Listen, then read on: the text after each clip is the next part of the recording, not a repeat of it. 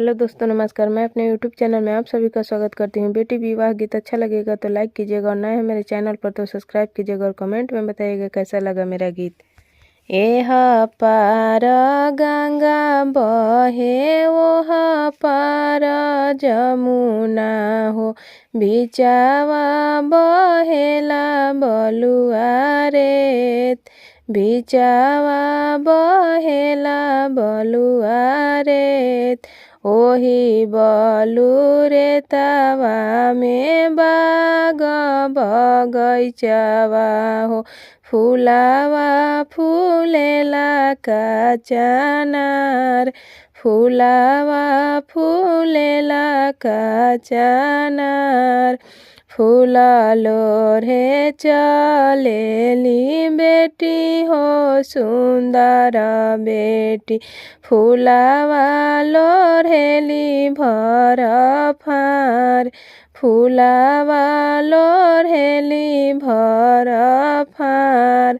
घोरावा चढ़ल अइले दुल्हा सुंदर दुल्हा, धइली हले गोरे गोरे बा, धइली हले गोरे गोरे बा।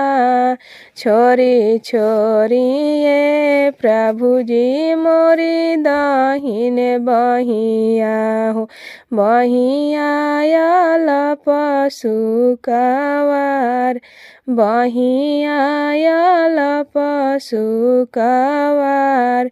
पापा मोरे देखी है त नीचे मुड़ी गरी है हो, सभावा में सिर झुकी जाय, सभावा में सिर झुकी जाय। चाचा मोरे देखी है त पेट में पचई है हो, भाभी दी है देश में पेठाई, भाभी दी है देश में पेठाई।